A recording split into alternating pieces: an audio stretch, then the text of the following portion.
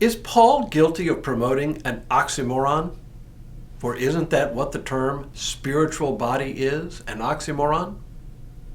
Hello, I'm Stuart Baskin, pastor of First Presbyterian Church of Tyler, Texas. We pick back up where we left off yesterday, where Paul was responding to the Corinthians' objection to the idea of the resurrection. They wanted to know how in the world dead, decomposed bodies could be resuscitated and made to live again. Their objections were typical of the Greek thought world of the day that saw the physical body simply as composed of corruptible stuff, quite separate from the incorruptible soul, a soul that they typically believed was trapped in a mortal and corruptible body. We saw that Paul's response to them was to call them fools. Why? Because they were thinking in much too literal a way about the resurrection. In the section we read yesterday, Paul compared the body we have now when it dies to a seed that provides a very different kind of body. It's a nice metaphor and one I frequently turn to, but as with nearly every metaphor, it is not perfect. In today's reading, we pick up exactly where we left off yesterday, and Paul provides more nuance to his answer to the Corinthians. And his answer incorporates the distinction he's already made between Adam and Christ. Yesterday's reading ended with the sentence, "If there is a physical body, there is also a spiritual body." Now Paul says, "Thus it is written, the first man, Adam, became a living being. The last Adam became a life-giving spirit. But it is not the spiritual that is first, but the physical, and then the spiritual. The first man was from earth, a man of dust. The second man is from heaven.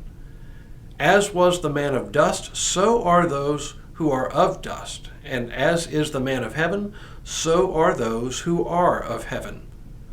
Just as we have borne the image of the man of dust, we will also bear the image of the man of heaven."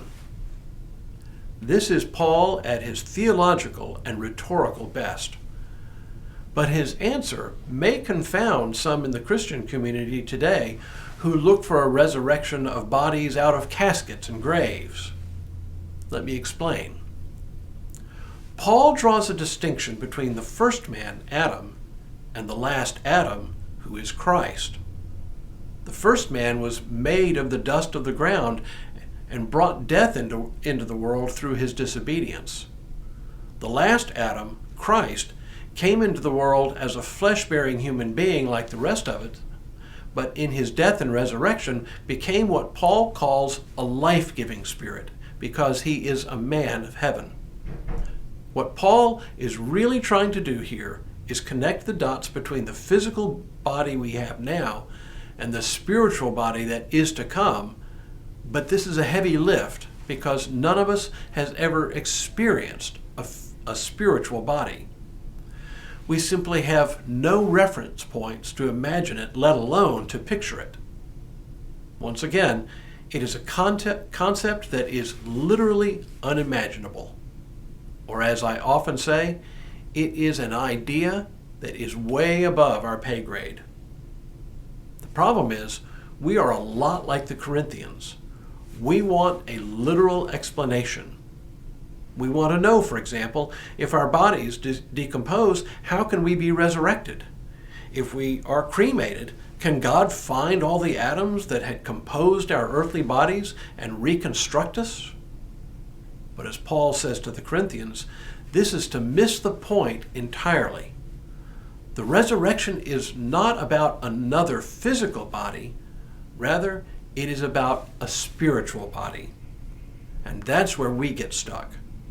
Just as it's where the Corinthians got stuck, though for somewhat different a reason. They couldn't imagine a decomposed body being resuscitated, just as we can't imagine a resurrection without the literal physical elements of our present bodies. So when Paul talks about a spiritual body, it sounds like an oxymoron to us. For by definition, we believe, the spiritual is incorporeal, It is the opposite of anything to do with a body. How then can we envision a spiritual body? All Paul can do here is offer a metaphor, the seed that is buried and the plant that it produces, and a comparison between Adam and Christ. The metaphor breaks down at the point where the resurrection body is also made of stuff like a plant or a tree that comes from a seed. But for Paul, it has the advantage of getting us out of thinking that the resurrection body is like our present physical bodies. I know this is devilishly difficult to comprehend because of our need to envision a literal physical resurrection of our bodies as we know them. What Paul challenged the Corinthians to do, though, just as he challenges us, is to step out in faith and place our faith on a different basis than the things that we can see. As he says in 2 Corinthians 4, we look not at what can be seen, but at what cannot be seen.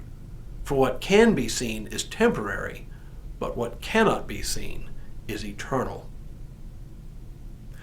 When we return tomorrow, Paul wraps up this discussion of the resurrection.